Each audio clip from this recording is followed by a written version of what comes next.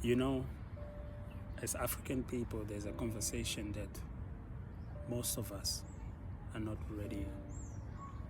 We are not ready to have an open discussion about it. You know, there's a lot of debate. There's a lot of discussions online in regards to religion, what religion is false, what religion is true.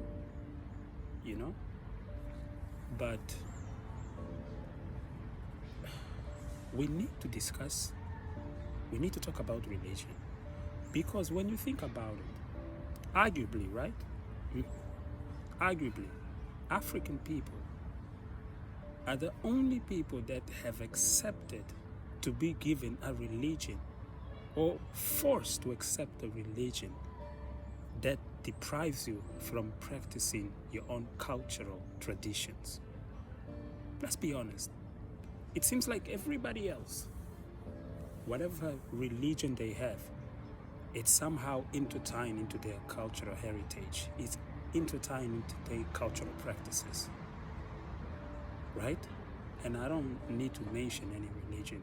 You can just think of it yourself. But when it comes to the African, we have become so comfortable. Until now, 2025, we don't want to have these conversations because if we're going to talk about our own traditions, we are just going to dismiss it and say, yeah, you know, it's evil, it's demonic, we shouldn't be doing that. But the thing about it is that regardless of religion, put religion aside, within the spiritual realm, just talking in spirituality, there is good spirit, there is bad spirit. There's people that use their spiritual abilities or powers or gift to do bad things, and there's people that use it to do good things. We need to be educated on that, because the thing is, most of us, we seem to be comfortable to just reject it. It's like we are reinforcing what was forced upon us once upon a time, you know, because now we are just accepting it, and then we don't even want to reason, we don't want to question, and we don't want to ask questions and actually have discussions and try to get to the bottom of this. As soon as someone tries to say something you don't agree with, it doesn't align with your belief system, you dismiss them. That's what we do. Now, I want to challenge you to question, you know? We have to look at how this so-called religion was brought into this continent that is called today Africa. We can't deny the atrocities that was committed. And yes, you may tell me, yeah, but Prof, come on, like, I mean, you know, those people, they had done bad things, but that doesn't mean the religion itself, it's bad. You see, that is selective reasoning. You want to pick and choose. Even most of these African heroes, you know, figures that fought for us to have liberation, most of us like to say, hey, you know, God was with them. God gave them wisdom and power. But they were actually in tune and in touch with their ancestors. What do you have to say to that? You see?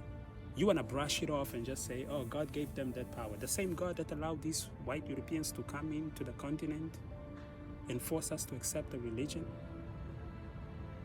who treated us like less than human beings.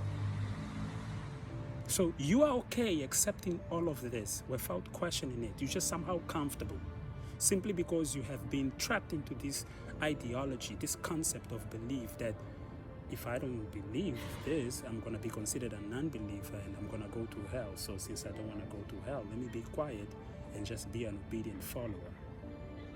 Don't you think that's concerning? Is that not concerning to you? Are we supposed to just accept and that's it? So anyway, I'm just here to address, because I would like us to have more of these conversations. We really have to talk about this, because most of our people, our ancestors, they fought for us. Some of them, they were so in tune with their ancestors that they could foresee things, and they warned us about things that were to come. They really did warn us. But today we're just gonna dismiss all of that, and you're gonna embrace your religion and hold on to this religion, and you don't want to talk about the things that happened in the past, because most of our people are comfortable. We have become intellectually lazy.